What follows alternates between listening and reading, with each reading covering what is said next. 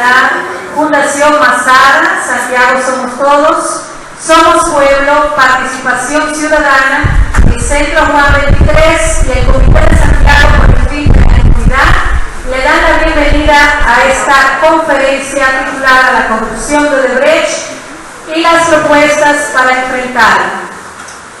No haciéndole esperar, porque estamos un poquito ya avanzados en la hora, vamos a darle la bienvenida para los fines de presentar a nuestro ponente del día de hoy, al licenciado José Luis Taveras, quien preside la Fundación Mazara, una de las convocantes a esta actividad, y quien se ha identificado desde hace muchos años con lo que es la causa de la lucha contra la corrupción y de la impunidad de diferentes ángulos, y ha escrito innúmeros artículos relacionados con este tema. Con ustedes, el licenciado José Luis Taveras.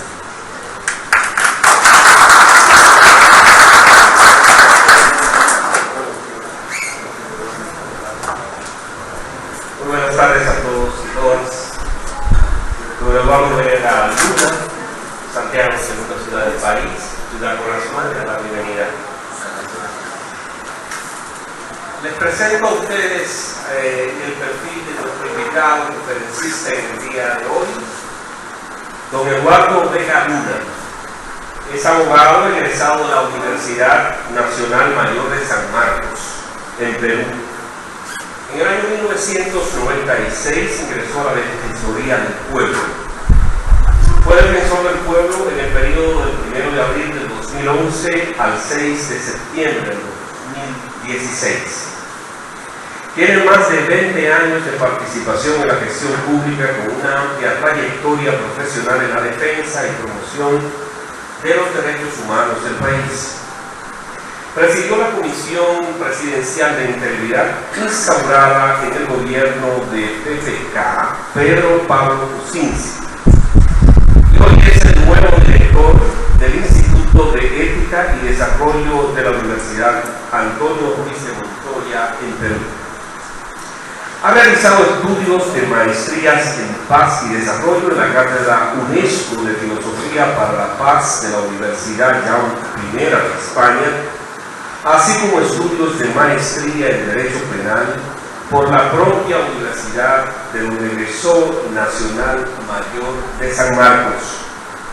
También ha realizado diversos cursos de especialización en materia de derechos humanos y ha seguido el curso internacional de Administración Pública con especialidad de lucha contra la corrupción en la Escuela Nacional de Administración ENA de la República Francesa.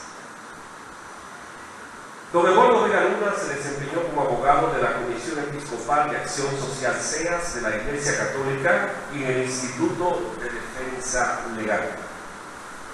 En su periodo como defensor del pueblo puso énfasis en 5 grandes ejes. Primero, la lucha contra la discriminación de las poblaciones vulnerables como mujeres, pueblos indígenas, personas con discapacidad y el colectivo LGTBI, derechos humanos de las personas LGTBI. Necesidad de una política pública para la igualdad en el Perú fue el último informe publicado durante su gestión. El segundo eje es la lucha contra la violencia contra la mujer. El tercero, lucha contra la trata de personas.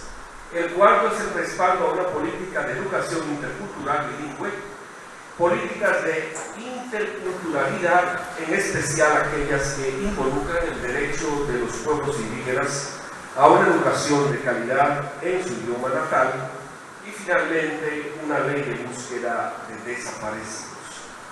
Dejamos a la alta ponderación de este auditorio a don Eduardo Vega Luna con la conferencia del día de hoy titulada La corrupción de Odebrecht, propuestas para enfrentarla. Con un aplauso cálido, como siempre. En estos 2 días me acoge con mucha hospitalidad, con mucho cariño, y que siento, uno se siente como en casa en un país como este. Permíteme sacarlo, si no, para dejo todo.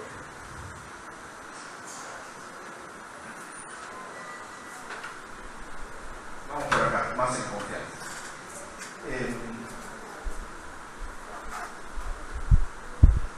Nuestros países atraviesan un grave problema de corrupción. También con ustedes. Adelante, por favor. Algunos datos generales del caso peruano. El Perú, en los últimos 15 años, en todo este periodo que justamente situó la corrupción, tuvo un crecimiento sostenido de su economía. Algunos comparaban al caso peruano como un tigre asiático, ¿no? Decían, el Perú es casi un tigre asiático que ha crecido de manera sostenida en los últimos años, llegando incluso el 2008 al tener un crecimiento del cerca del 9%. Pero también hubo un año de una bajada impresionante, pero todo esto básicamente nos dio cuenta de que el Perú dependía mucho de los precios internacionales de los minerales. El cobre, en el caso peruano, el cobre y el oro son precios internacionales que si se cae, la economía peruana resiente esa caída. Si le va bien a esos precios internacionales, la economía peruana mejora mucho más. Adelante. Este, por ejemplo, es el gráfico, no se llega a ver hasta el final, pero ustedes pueden ver allí, en el año 2005 crecimos 6%, al año siguiente 7%, el 2007 8% y el 2008 llegamos a crecer hasta un 9%. Cifras realmente impresionantes que permitieron que la pobreza se redujera en el Perú. Nosotros teníamos un promedio de 40% de personas pobres y ahora se habla de que el Perú tiene un 20% de pobreza. En números reales son cerca de 6 millones de personas, 6 millones y medio de personas, ¿no? En 2009, como les comentaba, hubo una bajada por el tema de los precios internacionales de los minerales y luego el 2010 hubo una recuperación, pero miren, de allí en adelante volvió a tener una caída y ya hay economistas que dicen nunca más el Perú va a ver cifras de crecimiento como las que tuvimos en el año 2008-2009, ¿no? Adelante, por favor. Los años más recientes, 2014 2%, 2015 3%, 2016 3.9%. Y para este año se proyecta, hoy a inicios de año se proyecta un crecimiento de 4%, pero ya cifras actualizadas hablan de que no vamos a llegar al 3%. Que sigue siendo crecimiento, ojo, pero no en las dimensiones de lo que Perú había conocido antes. Junto con este crecimiento económico importante, hay otro rasgo característico de estos últimos años, que se señala que este crecimiento no ha ido acompañado de una mejora en la institucionalidad del país. ¿Y a qué me refiero? Este crecimiento no se ha traducido necesariamente en la mejora de servicios básicos a la ciudadanía. Educación, electricidad, salud y agua y saneamiento. En la última campaña electoral, la del año pasado, el principal ofrecimiento de los candidatos, y en especial del actual presidente, era: vamos a darle agua a 8 millones de peruanos que todavía no tienen agua, ¿no? O sea, para que vean, hay 8 millones de peruanos que todavía no tienen agua de manera permanente, conexión a una red de agua y de alcantarillado y por supuesto también de saneamiento de desagüe. Entonces hay un problema serio. Este gran crecimiento no necesariamente ha ido acompañado de una buena gestión.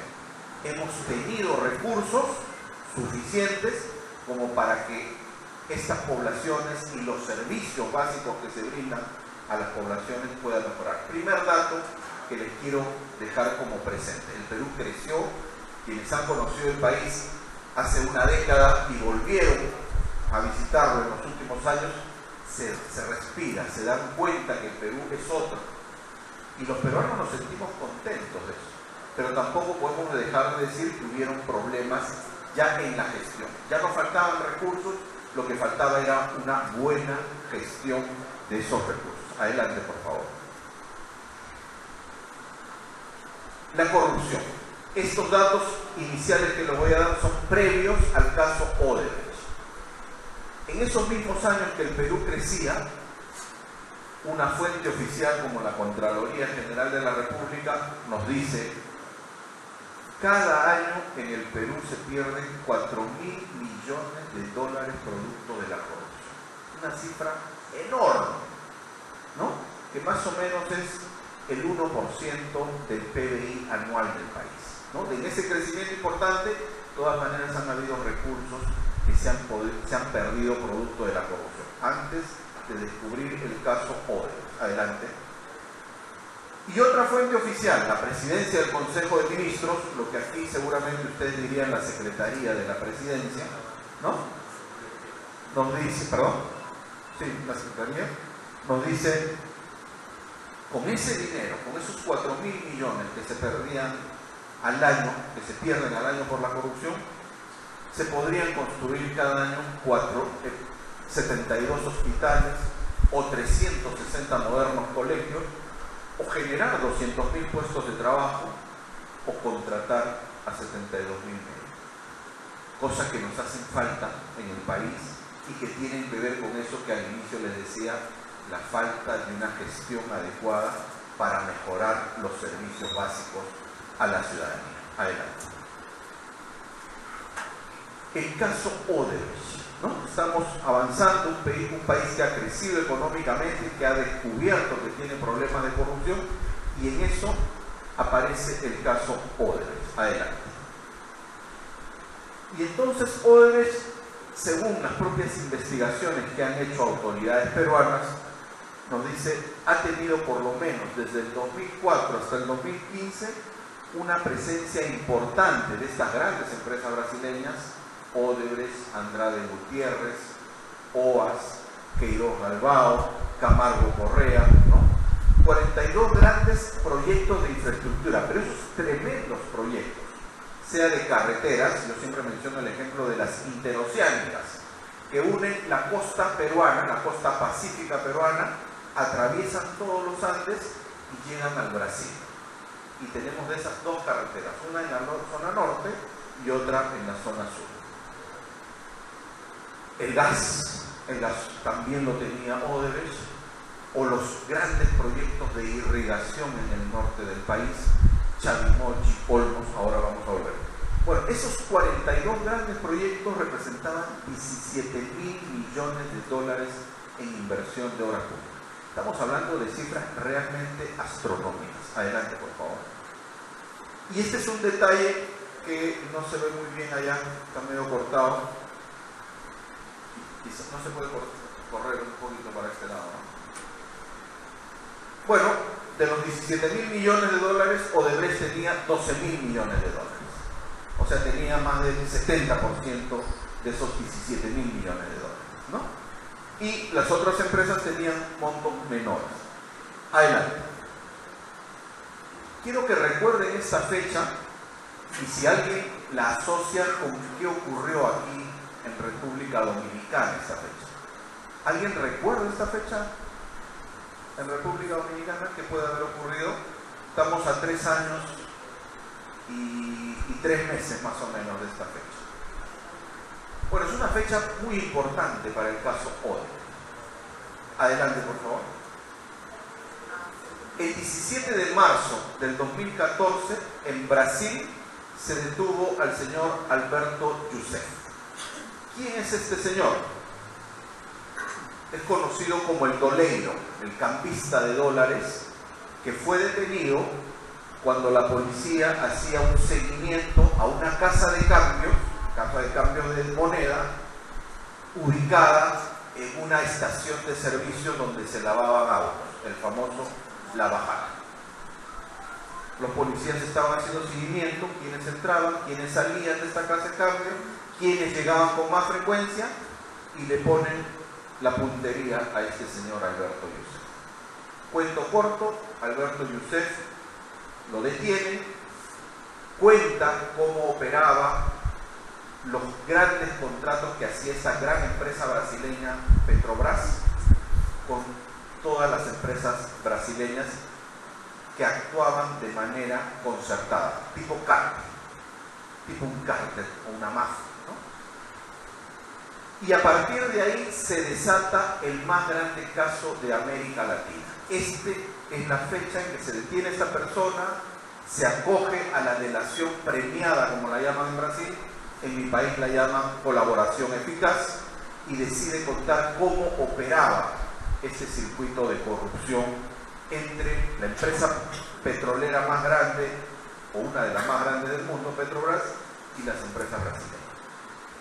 Y en el caso peruano se detiene a un gobernador regional de una región importante, Ancash, ese mismo día.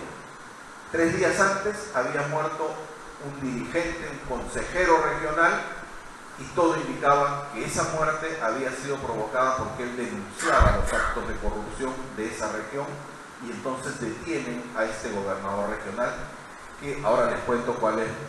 Entonces, ¿cuál es la situación actual? Entonces se abren 2 historias, en Brasil una historia, en Perú otra historia, y me gustaría que aquí hagamos el esfuerzo de ver qué historia también se inicia. Pero ahí se inicia públicamente, por lo menos, el caso Odebrecht.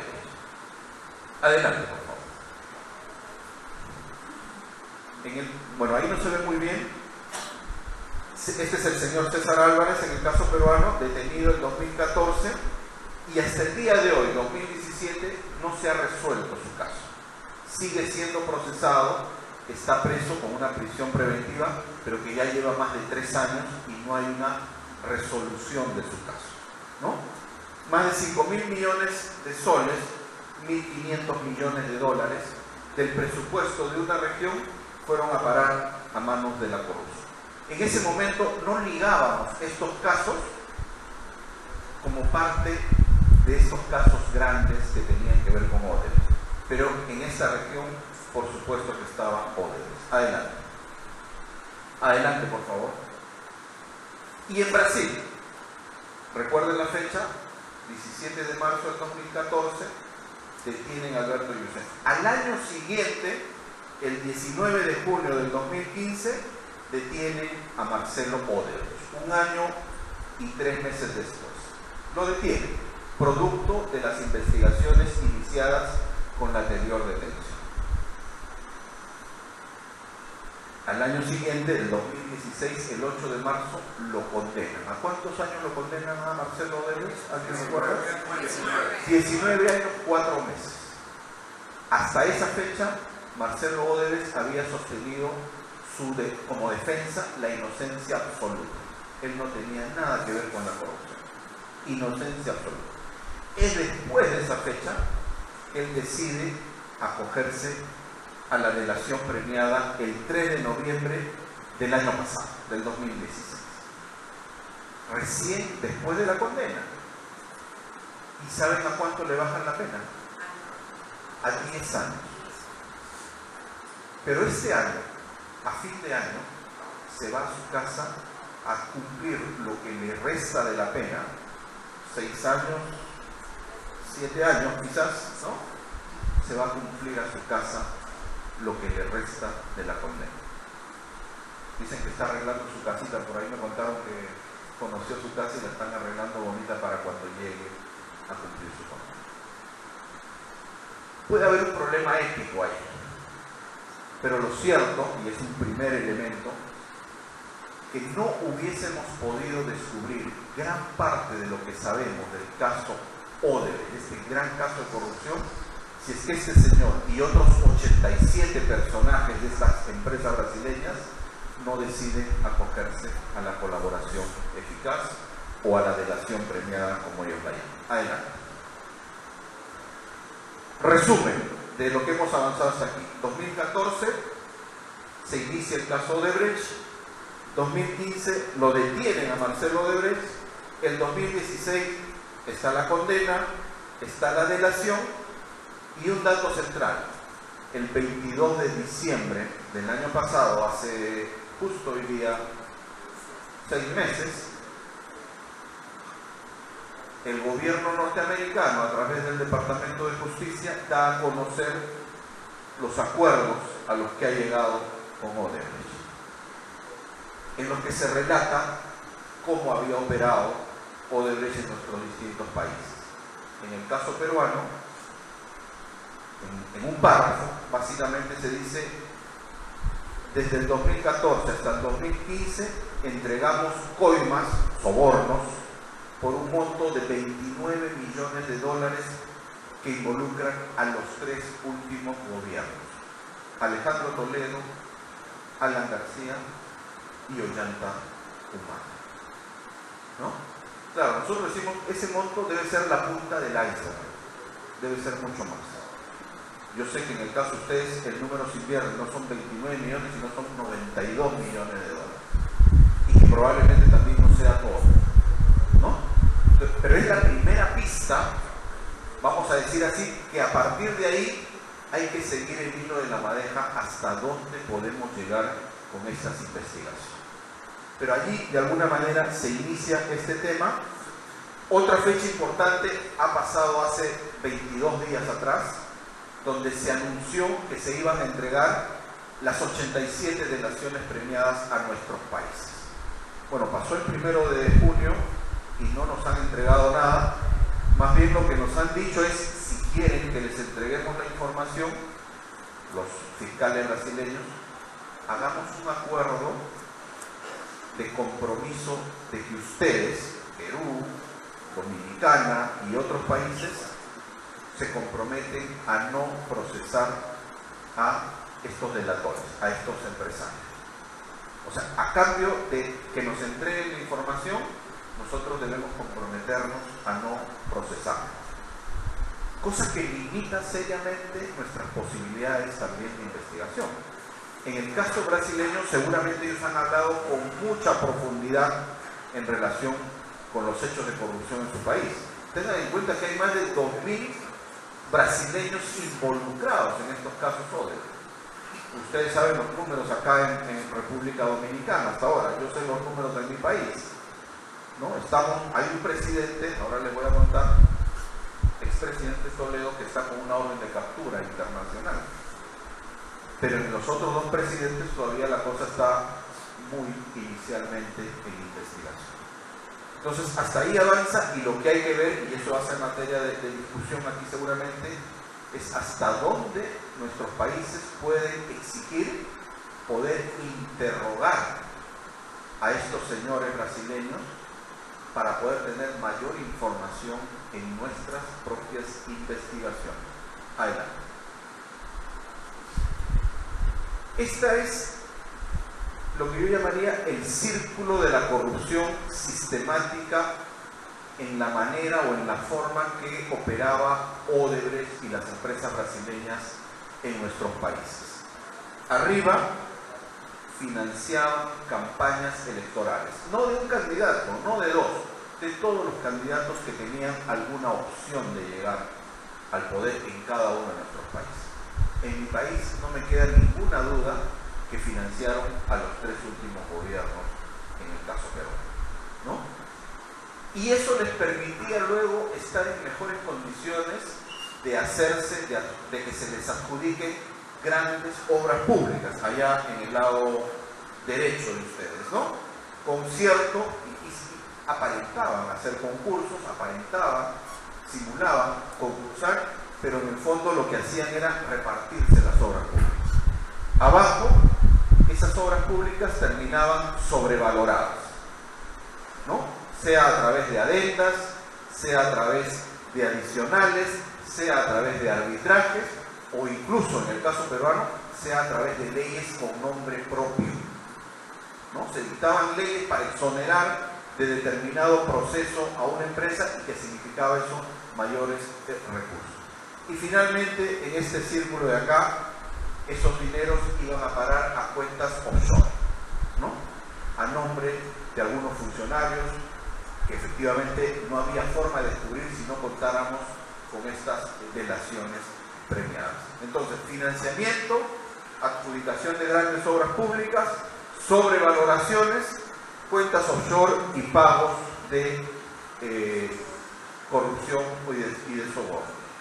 A grandes rasgos eso era, y quiero que recuerden esto porque creo que las grandes reformas en nuestro país tienen que ir en la línea de atender cada uno de estos 4 aspectos. ¿Por qué razón? Adelante, por favor. porque estamos ante unas características que tiene este nivel de corrupción. Estos datos los decía el juez Sergio Moro, no sé si han escuchado hablar de él, un juez brasileño, que es el que está llevando de manera sustantiva este caso, ¿no? El caso Lava Jato, que está en todos nuestros países, yo he puesto ahí algunos, es sistemática, es compleja y es global, como principales características de esta corrupción. No estamos hablando de un hecho aislado, de una obra pública en tal lugar que está desconectada de la forma o del sistema político que hay en el país o del tipo de empresas offshore que se constituyen en otro lado. Todo eso forma un complejo sistemático donde cada uno de nuestros países es como una pieza de ajedrez, ¿no? Que se mueve de acuerdo a cómo ellos van viendo que es necesario mover en ese tablero. Y es global porque efectivamente, si nos hemos enterado de esto, es porque Odebrecht cometió un error. Quiso pasar su dinero y quiso postular a grandes obras en los Estados Unidos y luego puso dinero también en Suiza, en estos paraísos fiscales. Suiza ya anunció que a partir del próximo año va a dictar normas para que estas cuentas offshore, en estas cuentas offshore pueda conocerse quién es el beneficiario final de esa cuenta. Hoy, o hasta hoy, lo que se exigía para una cuenta offshore era el gerente general y el apoderado. Pero ellos no exigían saber quién era el beneficiario final de estas cuentas.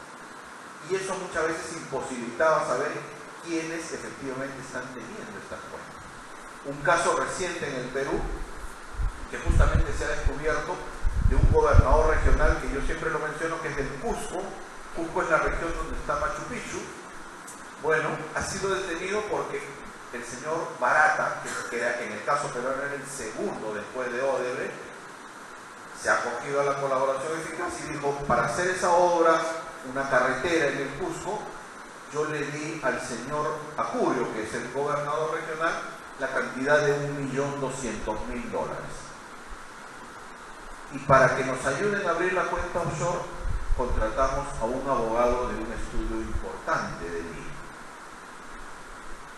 Detienen al señor Acurio, el señor Acurio se queda calladito, detienen al abogado y, oh sorpresa, el abogado se acoge a la colaboración eficaz, a la delación premiada.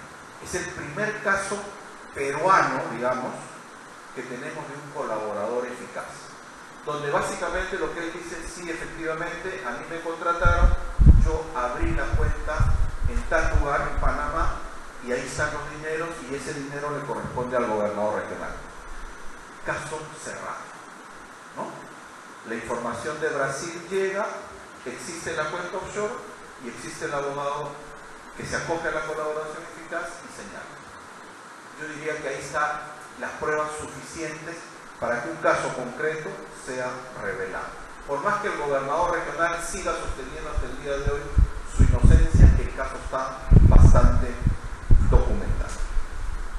Y sigo, utilizaban el sistema político a través del financiamiento, utilizaban los sistemas de contrataciones, no solo el sistema de licitación pública, sino el sistema de APPs, el sistema de asociaciones público-privadas. Es un sistema que en general ha sido muchas veces utilizado. Y aquí la otra idea central es que los sistemas en sí mismos no son malos. El sistema de APPs, hasta donde yo he podido conocer, es un buen sistema. El problema es cuando estos sistemas se desnaturalizan y según la teoría, estos sistemas deberían compartir el riesgo el Estado y las empresas. Bueno, en muchos de los casos en el Perú, el riesgo mayor lo asumía el Estado y las empresas muchas veces no podían ni responder con el capital que tenían a estas grandes obras públicas. En muchos casos, las empresas brasileñas se consorciaban con empresas peruanas que no podían asumir la responsabilidad de grandes proyectos.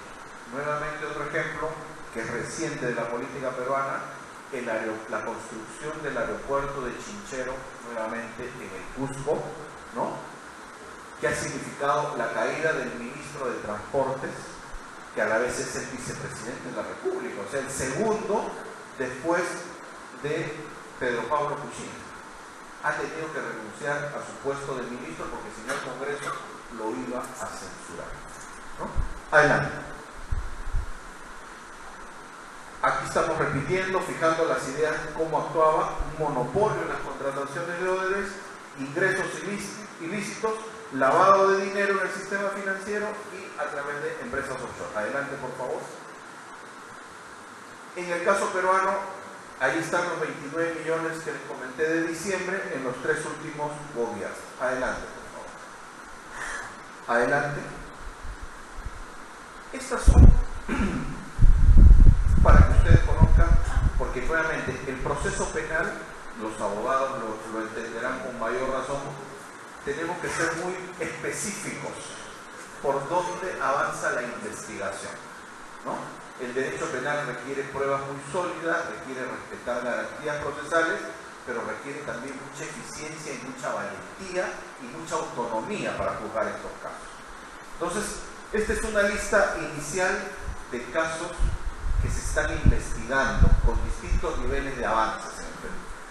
Los 2 rojos que he puesto al inicio son los que han dado origen, el primero, a que se ordene la captura internacional del expresidente Alejandro Toledo.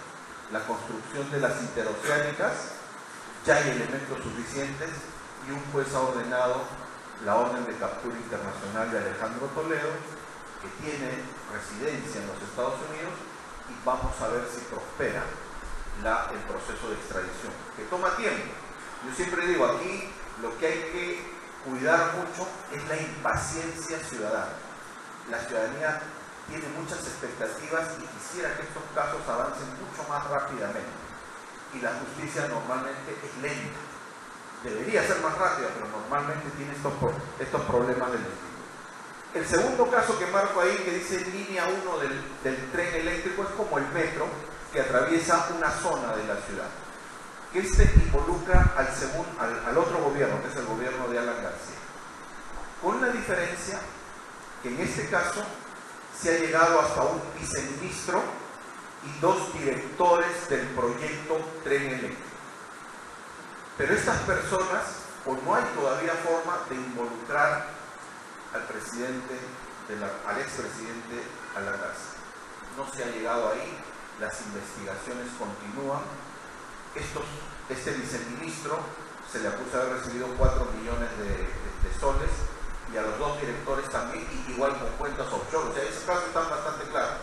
Pero a diferencia del abogado anterior que les hablé, que se ha acogido a la colaboración, en este caso el viceministro y los 2 directores están en su defensa legal es el silencio absoluto. No hablan, no dicen nada. Y luego están abajo 2 casos que involucran a 2 gobernadores regionales que están presos. El gobernador regional del Cusco y el gobernador regional del Callao. Los otros casos están en plena investigación y todavía no hay detención. Soy de un periodista que me preguntaba, entonces, ¿cuántos detenidos hay por el caso Odebrecht?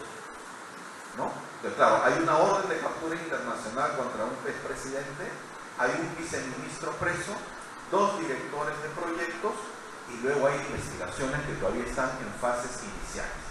Aquí falta el de Humala. En el caso de Humala, Odebrecht ha dicho, yo financié su campaña política del año 2011, ¿no? O sea, el anterior gobierno. Antes que él sea presidente, financió esa campaña. Bueno, en mi país, lamentablemente, no es delito y no está prohibido que empresas extranjeras puedan financiar campañas políticas. Entiendo que ustedes acá sí tienen por lo menos una norma de ese tipo. ¿Se cumple o no se cumple? Es otro tema que ustedes lo pueden evaluar mejor que yo. Pero en mi país no es ilegal hasta hoy día que una empresa extranjera o un gobierno extranjero pueda financiar la campaña política de algún partido. Y eso es grave y eso es lo que estamos reclamando los peruanos. Que hay que sancionar, que hay que prohibir el financiamiento extranjero de campañas políticas en el Perú, sea de gobierno o sea de empresas multinacionales. Adelante. Arbitrajes. Cuando la empresa dice, oye, la obra va a costar más, y el Estado peruano dice, yo no estoy de acuerdo con que cueste más, normalmente se van a un arbitraje y, oh casualidad, entre el año 2013 y 2013 se desarrollaron 2.796 arbitrajes, una monstruosidad de arbitrajes. El 70% de ellos los perdió el Estado. ¿Ya? Y decimos, ahí también estaba la corrupción. Y eso hay que reformar, ese sistema de corrupción. Odebrecht tuvo 41 arbitrajes con el Estado, donde ganó 35 arbitrajes, por un monto de 254 millones. El Estado le ganó 7 arbitrajes a Odebrecht, pero que no significaron un solo sol de recuperación de dinero para el Estado peruano. Adelante. Estas son las obras paralizadas en el país, muchos por arbitrajes o por falta de dinero o porque no fue bien planificada la obra, ¿no? 968 obras paralizadas en el país. Enorme, enorme el asunto. Ya con cantidades que ahí iban por los 4.000 millones de soles, nuevamente 1.200 millones de dólares en promedio. Adelante, por favor. Y entonces, nuestras actuales autoridades, este es después del presidente Kuczynski, el señor Fernando Zavala es el segundo, es el presidente del Consejo de Ministros, y él dice, la corrupción está paralizando los grandes proyectos en el país. La verdad, es la pura verdad. Adelante. Y los empresarios y los trabajadores están preocupados porque hay, según esta noticia, 15.000 puestos de trabajo parados en este momento. En realidad, cifras más, bueno, esto es reciente, pero con mayor información se sabe que eso se duplica y son cerca de 30.000 los puestos de trabajo que están paralizados. Porque en general, y los periodistas me lo preguntaban, ¿y cómo han hecho? ¿Odebrecht sigue o no sigue en el Perú? ¿Lo han votado o se ha quedado? Bueno, mi respuesta frente a eso es, en la práctica, las obras donde está Odebrecht están paradas. En la práctica están paradas. Y está ocasionando este tema. Hay otras obras donde habían estas famosas cláusulas anticorrupción, donde efectivamente se ha aplicado en el caso de Odebrecht y se ha tenido que retirar Odebrecht, y el gobierno peruano está realizando una nueva convocatoria a licitación a empresas internacionales. Estoy hablando del gasoducto del sur, le llamamos los peruanos, que se ha encontrado, pues, vamos a decir así, una mina de gas que nos puede alimentar de gas durante los próximos 30 años, y eso estaba a cargo de Odebrecht. Era uno de los proyectos extractivos más importantes del Perú, que estaba en manos de estos señores. Y cuando se ha descubierto todo este tema de corrupción, se le ha aplicado esta cláusula de corrupción, que es bueno que lo tengamos en todos los contratos. Yo sé que aquí tienen también esta idea de poder tener cláusulas anticorrupción. Nosotros ahora ya tenemos una ley que nos obliga que en todos los grandes proyectos se incluya de manera expresa una cláusula anticorrupción que el Estado peruano pueda luego aplicar. Y entonces la pregunta es, ¿y qué hacer para tratar de compatibilizar que el país no se paralice, que no se queden sin empleo 30.000 peruanos, y que también se juzgue de manera eficiente, rápida, la corrupción? ¿No? Porque no nos podemos hacer, o sea, no porque el país no puede parar, vamos a hacernos de la vista gorda frente a la corrupción. Creo que de eso no se trata. Creo que de lo que se trata es de buscar, decimos algunos en el Perú, de poder renegociar muchos de estos grandes contratos con Odebrecht, porque estaban sobrevalorados realmente, y tratar de buscar que se pague el precio real, el precio justo que contenían estas grandes obras y que podamos seguir desarrollándolas, ¿no? Se está parando el Perú, el ministro lo dice, los empresarios lo dicen, los trabajadores lo dicen. Hay que buscar fórmulas creativas que no signifiquen renunciar a juzgar la corrupción, pero que a la vez no paralicen el país, ¿no? Creo que ahí está el reto que tenemos en el caso peruano. Adelante, por favor. Y yo solamente decir, por ejemplo, estas son las obras paradas. Un hospital en el Cusco desde el 2014 está parado. Adelante, por favor. Una escuela en Chimbote, al norte del país, desde el 2013 está parada. Son fotos reales Y lo que yo le digo que está parado el día de hoy, 2017, es verdad, está parado. O sea, 3 años, 4 años, obras paralizadas. Adelante. O este que siempre lo pongo y que genera a veces sorpresa, risa. No duró ni 5 años, decía el titular de este medio de comunicación. Esta es la carretera panamericana. Ustedes han escuchado hablar de la carretera panamericana. Inicia mirando desde el sur en Chile, atraviesa todo el Perú, todo Ecuador, Colombia, Venezuela, Panamá y entra todo Centroamérica. Bueno, este puente se cayó en la carretera panamericana sur, en el caso peruano. Saliendo de Lima, en la frontera con otro departamento que se llama Ica. Allí había un puente, Topará se llama el puente, y se cayó. No duró ni 5 años. Los técnicos, los ingenieros, nos podrán decir cuál es la razón técnica por la que se ha caído el puente.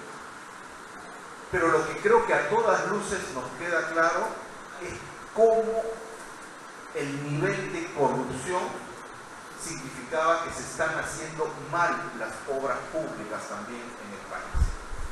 No se te puede caer un puente en menos de 5 años. En mi país, y entiendo que por aquí también hay puentes que duran 100 años y no se caen porque se hacen bien, ¿no? Y si esta era la carretera más importante del Perú, pues se hace una carretera con todas las de la ley, para que soporte la mayor cantidad de tonelaje, de tránsito, en fin, ¿no?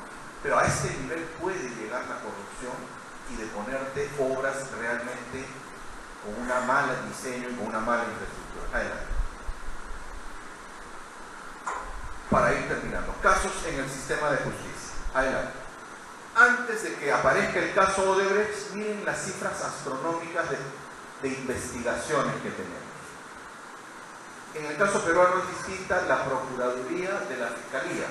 La Procuraduría es el organismo que defiende los intereses del Estado y entonces recibe las denuncias de los ciudadanos o de los funcionarios y tiene que investigar para defender al Estado. Bueno, en el año 2015 y 2016, disculpen ahí me olvidé, recibió 32.000 denuncias ciudadanas. Un número enorme de casos de corrupción. Claro, los funcionarios cuando yo les presento me dicen, oiga, pero ahí hay denuncias malintencionadas, ahí hay denuncias sin fundamento, ahí hay denuncias por la rivalidad política. Es cierto, puede ser cierto, pero también dentro de esas pueden haber denuncias realmente con un contenido cierto. Y entonces miren, la Fiscalía ya nos dice, bueno, de las 32.000 yo he logrado investigar 14.000, la mitad, un poquito menos de la mitad. Y donde estoy encontrando algunos elementos y los estoy llevando algunos de ellos al Poder Judicial. El Poder Judicial, ¿qué nos ha dicho en los últimos 2 años? Ha condenado a 3.356 personas por casos de corrupción. El 10% de las denuncias que llegaron a la Procuraduría. Y el INPE, que significa Instituto Nacional Penitenciario, cuando lo pregunto, oiga, ¿cuántos presos por corrupción hay en las cárceles peruanas? Y me dice, hay 506 presos. O sea, de los 3.000, los 3.356 no todos se van a la cárcel. Solo van a la cárcel 506 personas. Si yo fuera corrupto, yo haría mi cálculo, ¿no? Como dicen, mi cálculo de costos y beneficios. ¿Qué probabilidades tengo de ir a la cárcel en el Perú? 2%. Como decimos en mi país, disculpen la expresión, los monces se van a la cárcel. ¿No? Los monces que decimos. O sea, los que no tienen posibilidades de defenderse, los que no tienen la maña para salir de un proceso judicial, los que no tienen recursos para defenderse bien, los que son, digamos, el eslabón más bajo, ¿no?, en nuestros sistemas de funcionarios públicos, por ejemplo, ¿no? De este universo, grandes autoridades, solo hay 4 gobernadores regionales presos. 4. ¿Qué es importante? Algunos dirían que sí es importante. pero en el Perú hay 25 gobernadores regionales, de los cuales 19 estaban con investigaciones abiertas. O sea, hay mucho que hacer, pero la imagen que da esto es de impunidad en nuestros países, de mucha impunidad frente a la corrupción. Adelante. Esto ojalá que pueda cambiar. Esto lo voy a pasar, son más datos sobre la, ¿no? Más desagregados. Adelante, por favor. Ahí están las condenas desagregadas. En el 2015 fueron 1.800, en el 2016 1.500. Adelante. Y esto es lo que ya les conté. Después del caso Lava Jato, ¿qué es lo que se ha avanzado en el caso peruano? Tenemos al expresidente con captura internacional, al expresidente Humala investigado por financiamiento de campañas, pero en realidad por lavado de activos, 2 gobernadores regionales con procesos abiertos y detenidos, un viceministro preso por el tren eléctrico, un director del tren eléctrico preso, un abogado que se ha acogido a la colaboración eficaz y un empresario también con orden de captura internacional. Eso es lo que tenemos. Algunos, y desde la imagen de fuera se dice, oye, el Perú ha avanzado. Y estamos avanzando, pero todavía en realidad falta avanzar mucho más. Estos datos son los reales, son objetivos, ¿no? Claro, tenemos a un ex presidente de la República con orden de captura internacional y eso es sumamente poderoso, es sumamente poderoso. Y el otro investigado, falta un tercero, ¿no? Que todavía no ha llegado las investigaciones a determinar un nivel de pruebas para poder incorporarlo en estas investigaciones. El 1 de junio, adelante, nos dijeron que nos iban a entregar las delaciones premiadas y no las han entregado. Adelante.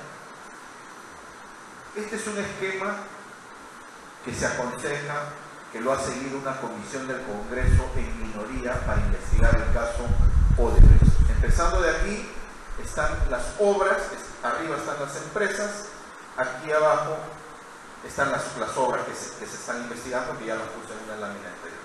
Los tipos de contrato están en esos 3 círculos concéntricos que ustedes ven allí, ¿no? Luego vienen los funcionarios peruanos que hay que investigar, pero que todavía, como les he dicho, falta avanzar mucho más. Y finalmente tenemos ahí las coimas y cómo hay que investigarlas. Hay que utilizar mucho las unidades de inteligencia financiera que pueden rastrear el dinero y ver hasta dónde se llega en ese nivel de investigación. Adelante. Yo siempre que voy a un auditorio peruano trato de ir siempre y hago esta pregunta. ¿Los peruanos rechazamos la corrupción? Y siempre aparecen los gritos, sí, ¿no? Después de alguna reflexión por ahí, no. Hay una organización, Transparencia Internacional, que en cada país tiene un capítulo, ¿no? En el caso peruano hay un capítulo, y cada 2 años hace una encuesta bajo la asesoría y conducción de estas empresas especializadas en opinión y mercadeo, ¿no? Que se llama Datum, y en otras oportunidades Ipsos Apollo, que es una empresa internacional, y cada 2 años hace una encuesta. Este año toca. La que yo les traigo es la última, la del 2015. Y claro, adelante por favor. Ahí está, se ve un poquito. Entonces le preguntan a la gente de manera anónima para que responda sobre estos casos de la microcorrupción, como decimos, ¿no? ¿Está usted de acuerdo o en desacuerdo con que un funcionario público favorezca a parientes o amigos? Tolerancia media, 71%.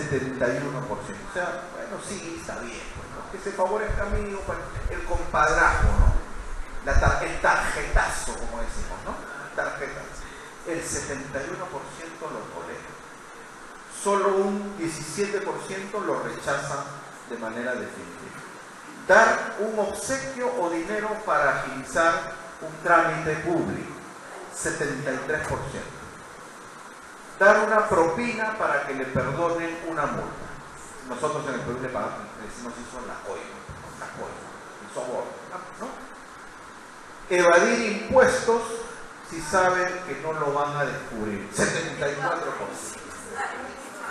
claro, se está instalando, bueno, no se está instalando, está instalada esta idea: ¿para qué voy a pagar impuestos si no recibo ningún beneficio del Estado? ¿No? Llenar documentos con datos falsos por conveniencia, ¿no? Si tengo que declarar mi casita, ¿no? En vez de decir que tiene 2 pisos, digo que tiene 1 piso y que los acabados no son los mejores, bajo mi impuesto predial.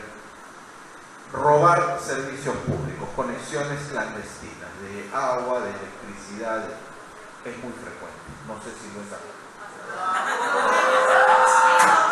Yo, respetuoso de República Dominicana, no puedo hablar de República Dominicana. Tengo que hablar de mi país.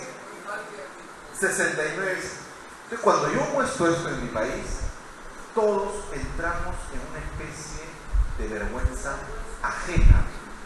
Pero lo que yo les digo es, este es el gran problema que tiene el Perú y probablemente muchos de nuestros países latinoamericanos: la alta tolerancia frente a la corrupción. Si no trabajamos esto, no hay forma de que las mejores leyes, las mejores herramientas, las sanciones más severas puedan cambiar esta situación de corrupción en mi país, vuelvo a decir. Y creo que lo decimos con conocimiento de causa los peruanos. Pensábamos los peruanos que después de haber sufrido la corrupción de Fujimori y Montesinos en la década de los 90, ya no podía haber nada más bajo que eso. Todo lo vimos, y seguramente ustedes lo vieron grabado. Montesinos tenía la manía de grabar en su salita cómo daba dinero. Te ponía el dinero en la mesa y te iba dando, ¿no? Empresarios, publicistas, dueños de medios de comunicación, militares, congresistas de la República. Todo, y eso les quiero decir y que tiene parangón con lo que ocurre. Hasta antes del 99, pasar por la salita del CIN, así se llamaba esa salita donde atendía Montesinos, era un signo de que eras una persona importante en el Perú. Pues. Oye, yo he ido a la salita del CIN. A mí me han llamado para negociar. Claro, no sabían que estaban filmados ahí. Con Odebrecht ha ocurrido algo similar en nuestros países, por lo menos hasta antes del 2014. Los 28 estudios más importantes de Lima, todos, y está registrado, veanlo en la web, brindaron algún tipo de servicio legal a estas empresas. Porque era un síntoma. Si no estabas brindando asesoría a Odebrecht, tu estudio no estaba calificado como uno de los mejores estudios de Lima. ¿No? De Lima, porque del interior del país hay estudios importantes, pero la verdad, en Lima están los estudios más importantes. Si tu empresa no consorciaba con Odebrecht, tampoco. Si tu canal no le brindaba una información o no tenía publicidad de esta empresa, pues tampoco. O sea, no, en un inicio no estaba mal visto tener negocios con Odebrecht. Ahora todos lo niegan. Ahora todos tratan de salvarse de ese asunto. Pero así se manejaba esta situación. No se olvide, este es el tema central que hay que trabajar en nuestra sociedad, que toma tiempo, que ustedes tienen un pasito adelante en relación con nosotros. Ustedes están movilizados. Ustedes están movilizados. En el Perú no estamos movilizados. Quizás en el Perú, oye, si ya nos pasó lo de Fujimori y nos vuelve a pasar esto, puede haber un hartazgo, dice la gente, ¿no? Lo mismo de siempre. Volveré sobre eso al final. Adelante. ¿Qué hacer? Para terminar. No hay varitas mágicas. No hay varitas mágicas. ¿No? Adelante. Primero, ¿qué se ha hecho en Brasil? Y ahí seguramente ustedes lo conocen. En Brasil ocurrió algo inédito. Las grandes movilizaciones que se produjeron en Brasil, que llegaron a millones de personas, 1, 2 y hasta 3 millones de personas, de alguna manera las lideraban los fiscales. Nunca, y en mi país hasta ahora, es imposible pensar que un fiscal va a dirigir una movilización. Claro, alguien me puede decir, es que ese fiscal necesitaba también sentirse apoyado por una sociedad, porque sabía que se enfrentaba al Congreso y a los poderes públicos Y si no tenía un nivel de apoyo, salía perdiendo. Y segundo, lograron recolectar en esas movilizaciones cerca de 3 millones de firmas para hacer estos cambios legales, que también los necesitaban para poder estar mejor preparados y poder procesar mejor el caso de ellos. Y ahí hay reformas de todo tipo, pero principalmente penales. Y quiero que se detengan en estas dos reformas casi finales, ¿no? La última, recuperación del lucro derivado de los actos de corrupción. O sea, cómo recuperar el dinero. Porque si hay algo que les duele a los corruptos, es justamente ir contra su dinero, ir contra su patrimonio. No sé si lo tienen ustedes acá. Ley de pérdida de dominio. Es decir, yo te quito tu propiedad si tú no puedes acreditarme cómo la adquiriste y por supuesto lo que tú dices que gana no permite cubrir eso que cuesta. Se invierte la carga de la prueba. Normalmente en el derecho el Estado es que le tiene que probar que eres culpable. En esto de la pérdida de dominio se invierte la carga de la prueba.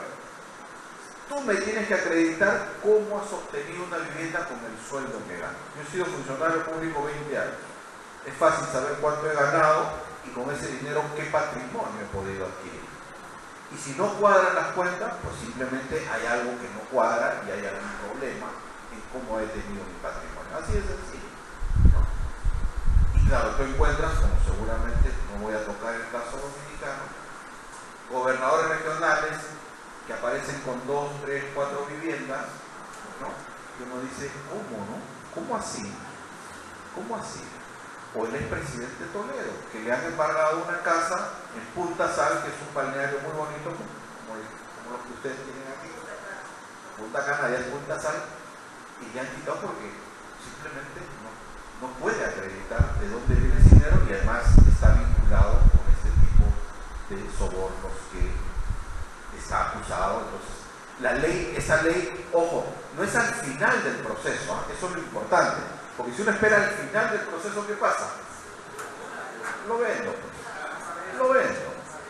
Esta ley lo que permite es al inicio del proceso, es independizar el proceso penal, la investigación penal, de la recuperación de estos activos, ¿no? Y ahí hay una serie de leyes que ustedes las pueden ver, ¿no? De normas para mejorar el proceso penal. Adelante. En el caso peruano, ¿qué se ha hecho? Seguramente ustedes han escuchado al presidente Pedro Pablo Kuczynski, creo que en febrero, salir a decir muerte civil para los corruptos, ¿no? Bueno, esa es parte, disculpen, parte de las recomendaciones que le hizo la comisión que me tocó presidir a mí. Le entregamos un conjunto de recomendaciones y él ha tomado la iniciativa de ir aprobándolas. ¿Faltan otras? Sí faltan, pero por lo menos hay un avance en el plano normativo, ¿no? Y que vamos a ver en el futuro cómo se aplican, cómo se implementan esas normas. Desde un sistema especializado de justicia. No hay forma de combatir la corrupción si no se cuenta con un sistema especializado, ¿ya? De jueces independientes, ¿no? Que juzguen estos casos, y fiscales también, ¿no? Imprescriptibilidad, que no prescriban los delitos de corrupción. Por lo menos la amenaza está. Tu delito de corrupción no va a prescribir y de aquí a 10 años o 20 años te puedo juzgar por eso. Oiga, pero eso viola derechos fundamentales. Frente a la corrupción es preferible, digamos, perseguirlo de manera indefinida. Responsabilidad penal de las empresas corruptas, muerte civil para los funcionarios, simplificación de procedimientos engorrosos. Los condenados por corrupción no podrán contratar con el Estado, o sea, muerte civil para los corruptos que están en la sociedad civil, no pueden volver a contratar con el Estado. Ley de protección al denunciante, fiscales especiales, colaboración eficaz, que creo que tiene que funcionar mucho mejor en el caso peruano todavía. Y esto de darle más atribuciones a la unidad de inteligencia financiera, para que siga la ruta del dinero. Creo que eso es importante, se ha fortalecido en algo en el país. Algunos señalan que se requiere mucho más, pero digamos, ya tenemos una herramienta ahí, y yo pongo ahí los entroncamientos familiares. O sea, yo cuando era funcionario público estaba obligado a declarar lo que le llaman el PEP, persona expuesta políticamente, ¿no? Y en el banco me exigían que yo registre a mi esposa, a mis hijos, a mis padres, a mis hermanos y a mis suegros.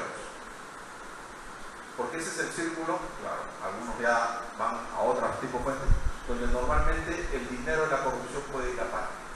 Y entonces con esos entroncamientos familiares, el registro civil le da el dato al banco y los bancos pueden hacer el rastreo para ver si en el entorno más cercano hay dinero que no tienen una justificación. Ayuda. No es no hay herramienta absoluta ni infalible, pero ayuda a reducir la corrupción. Adelante. ¿Qué falta hacer? Ahí pongo 4 datitos. Reforma P es reforma política. Si no reformamos nuestro sistema político, no hay nada que hacer, no hay nada que avanzar. Eficacia del sistema de justicia, el rol de la empresa y el rol de la sociedad civil o de la ciudadanía. Adelante, una lámina por cada uno de ellos. Primero es que yo sé que ustedes lo evaluarán aquí en su país. Nuestras máximas autoridades tienen que llevar un liderazgo en materia de lucha anticorrupción. El presidente Kuczynski la tuvo, pero nosotros siempre le decimos eso tendría que ser todos los días. Todos los días. ¿Ya? Combatir la alta tolerancia. Este es un tema central y de largo aliento. Una respuesta integral y coordinada. La corrupción actúa de manera sistemática. Y si no actuamos así para enfrentarla, no hay forma de vencerla. Y fortalecer nuestras instituciones. Darles la autonomía, darles los recursos y a la vez exigirles que cumplan con su tarea. Adelante. Esto es lo que dijo la comisión presidencial.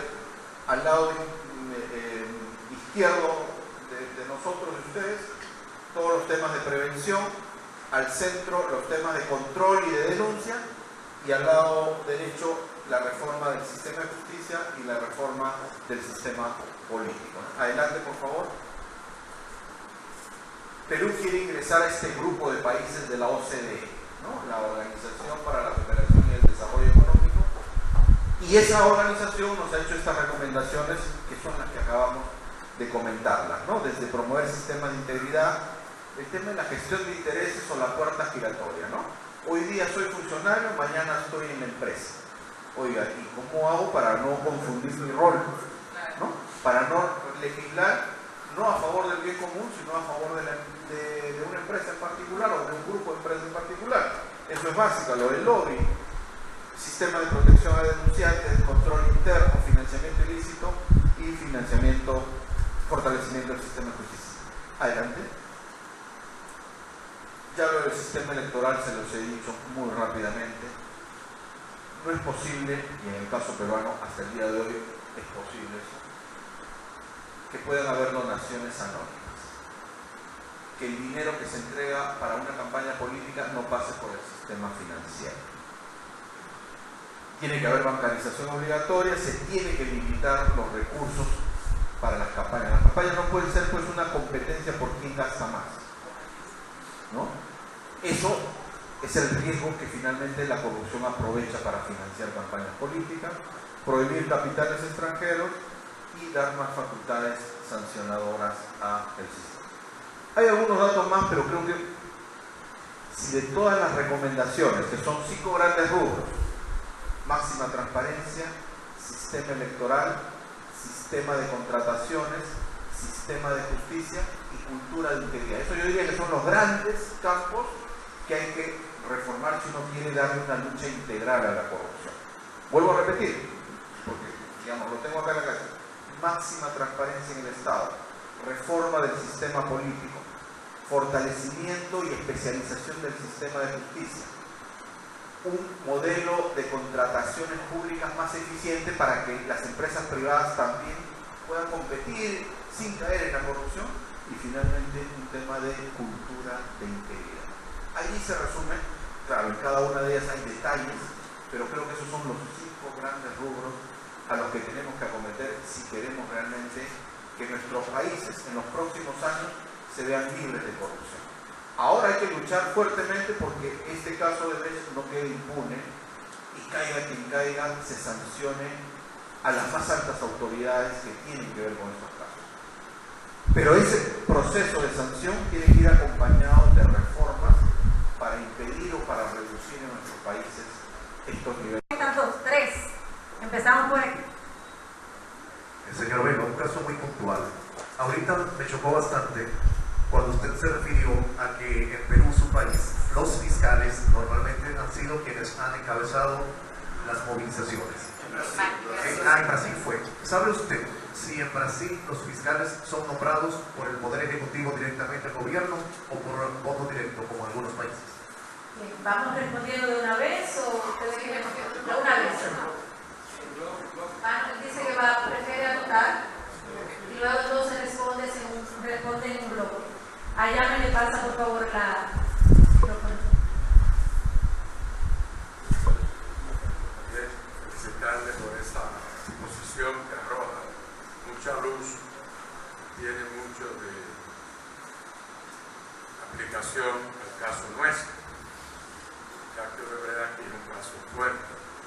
Bien, un país mucho más pequeño que Perú, una economía mucho más pequeña, pero es fuerte. Usted pertenece, tengo entendido, a María de su currículum, a una comisión de ética, ¿verdad? Y ya terminó, en realidad yo entregué. Ya terminó, ok. Informe y ya terminó. Pero como quiera, usted combina bien esos temas. Tengo una pregunta. ¿Qué opinión le merece la delación premiada? ¿No entra esta práctica en conflicto con aquel principio general de la moral como ciencia de la conducta humana, que dice que no se puede hacer un mal para conseguir un bien? ¿Qué opinión le merece la delación premiada? En la siguiente pregunta, Luis Emilio. Bien, la tolerancia con respecto a la corrupción deviene indudablemente de que la mayoría no ve sanción a lo grande. Entonces hay que comenzar por ahí, porque eso tiende a dar una sensación de que no, todos somos corruptos, como el sinvergüenza de Leonel Fernández saltó con eso. Eso no es posible. Si se sanciona el de arriba, el de abajo se va a sentir satisfecho y se va a invertir esa cultura. Entonces, una pregunta. En Perú, el Estado brinda recursos a los partidos políticos. Si el Estado aporta recursos a los partidos políticos. Allá, Céspedes, por favor, me le acercan el micrófono. Sí, buenas tardes a todos, felicidades.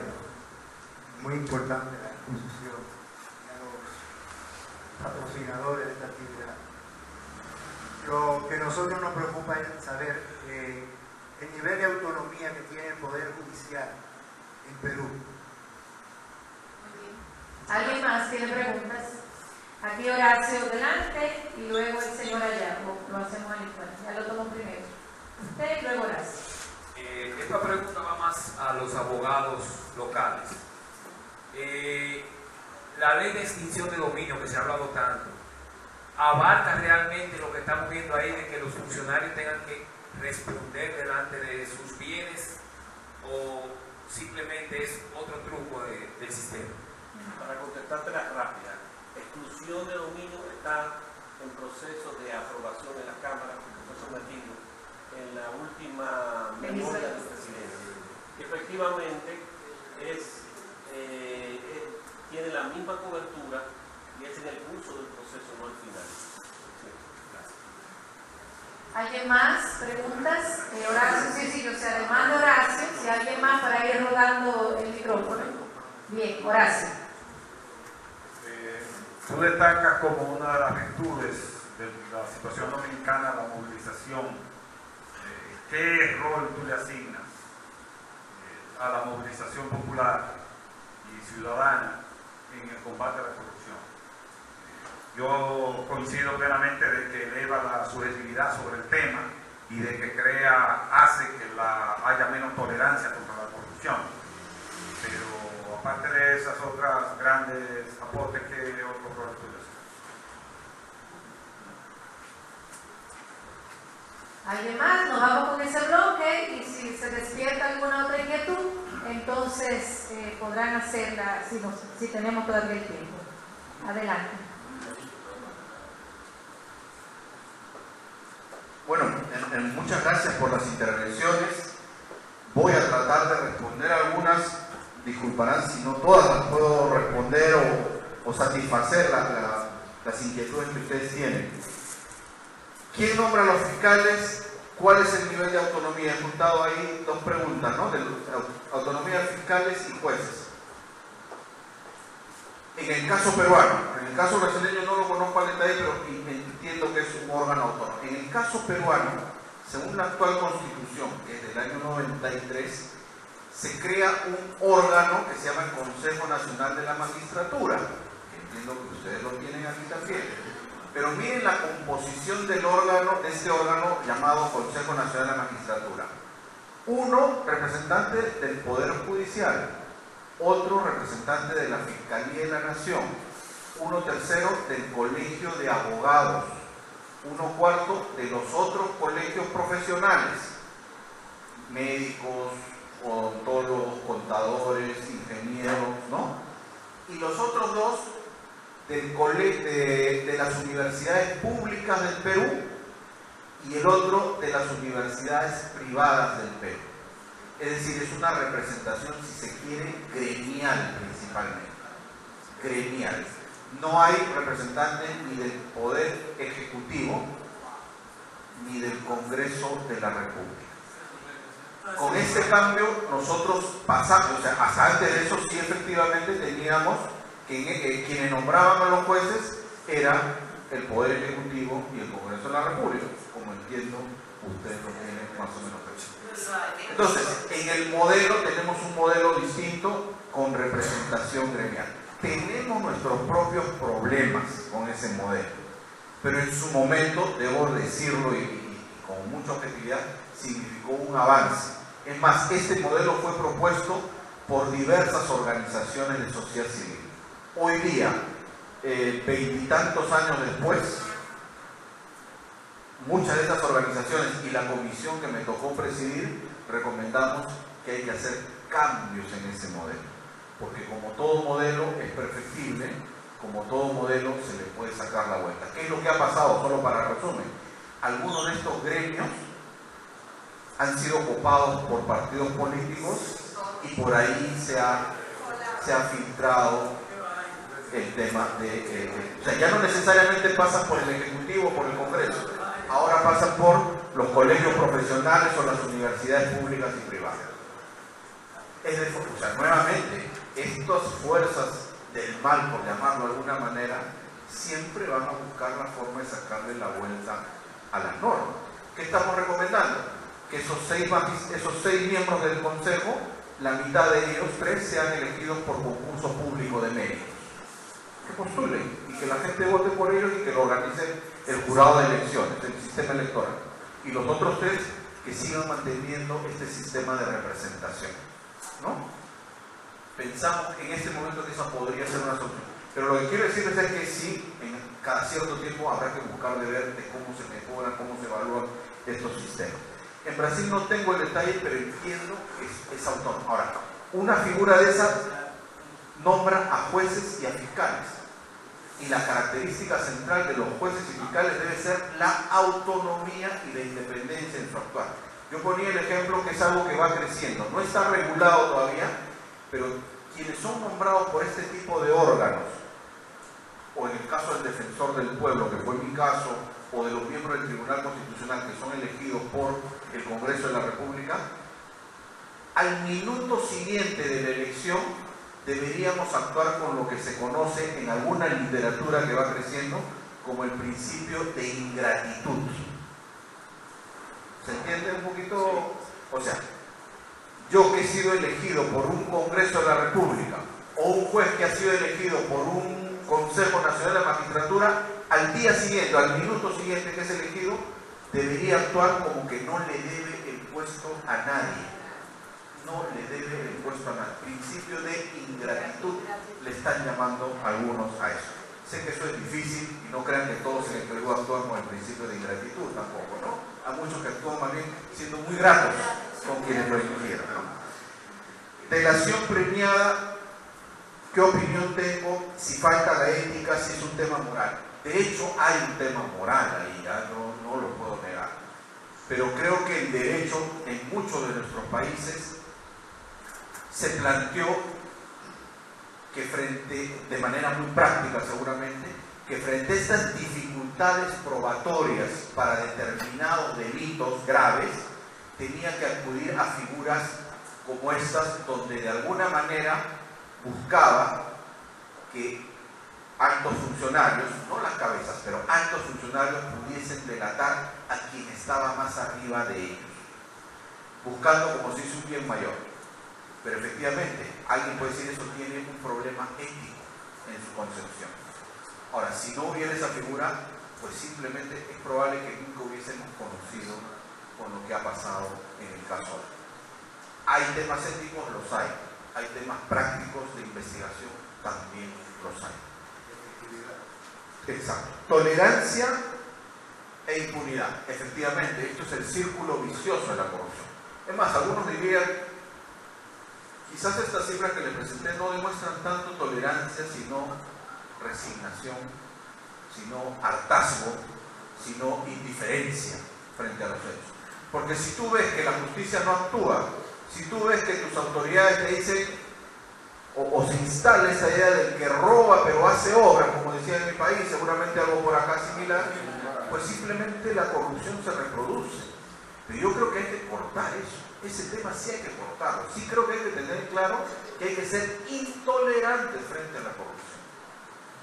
Hay que formar a nuestras nuevas generaciones, a los chicos, que eso no sea la regla general, que no se vea como algo natural el aceptar niveles de corrupción en nuestra sociedad. Sé que es difícil. Sé que más que enseñar a un niño, una buena enseñanza sería condenar a nuestras más altas autoridades.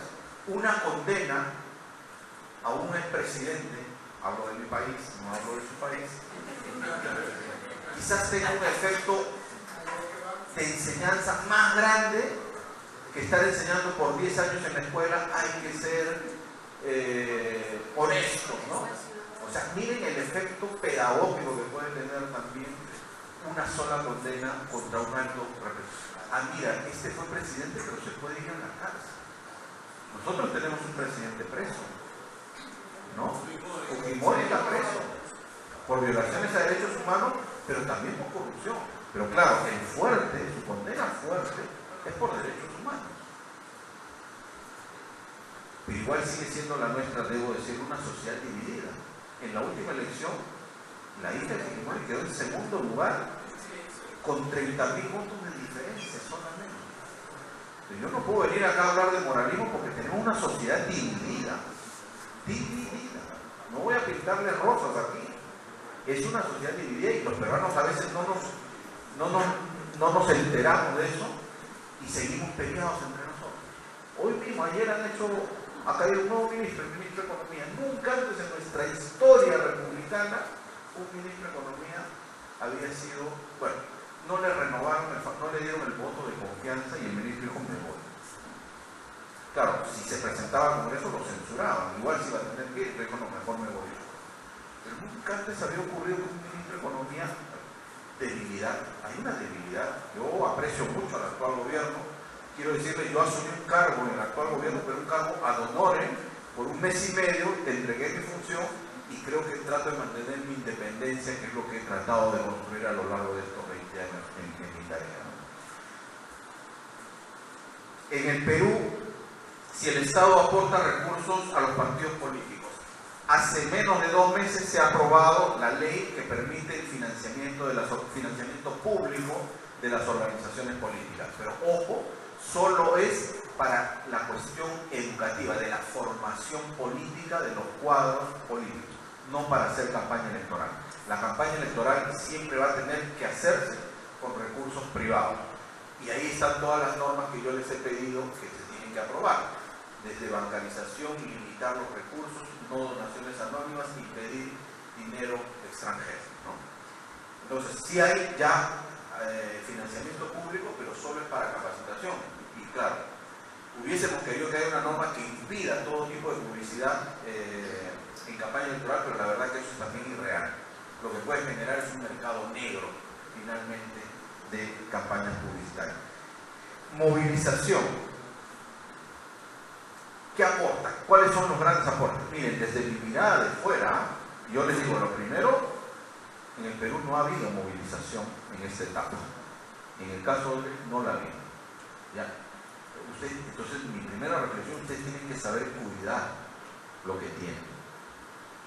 O sea, lo que ustedes tienen ahorita es un valor muy importante.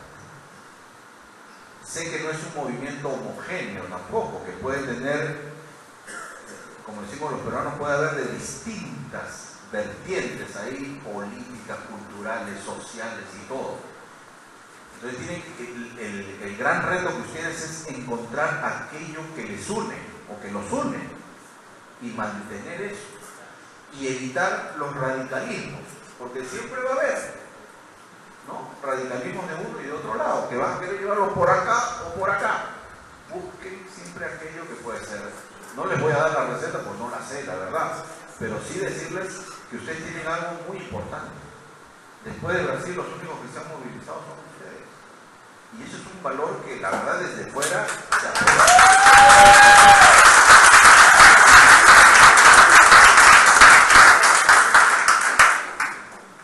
Muchas gracias.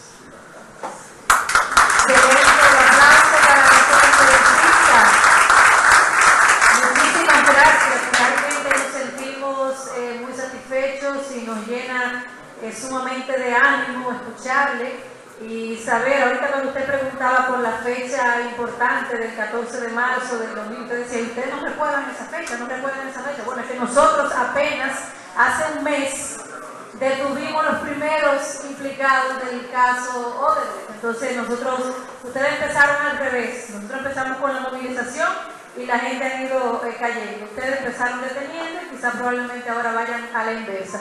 Por lo cual es bueno que los asistentes vean que no todos los procesos se dan del mismo modo y que las cosas son posibles, que no hay una regla mágica y que lo que hay que es trabajar para el objetivo que uno se propone. Muchísimas gracias. Voy a invitar por aquí a las jóvenes Altagracia y Yaira, que tienen un obsequio. Altagracia viene en representación del Comité de Santiago por el fin de la impunidad y Yaira viene en representación del grupo Bono, Centro Bono.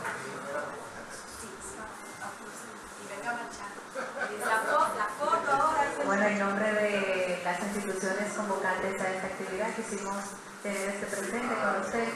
Son símbolos que utilizamos en toda esta lucha contra la corrupción y la impunidad.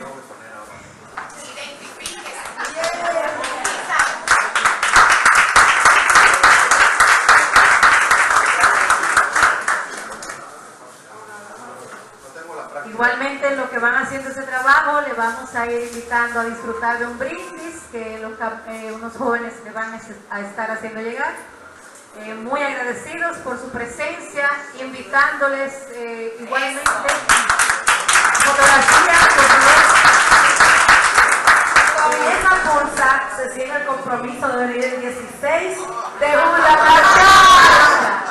Así es, invitando a todos a mantener el compromiso con esta lucha por el fin de la impunidad y a participar de la gran marcha nacional el 16 de julio en la ciudad de Santo Domingo, a poner todo el empeño, todo el esfuerzo y toda la colaboración para que sea un éxito igual que las demás marchas. Muchísimas gracias, buenas noches.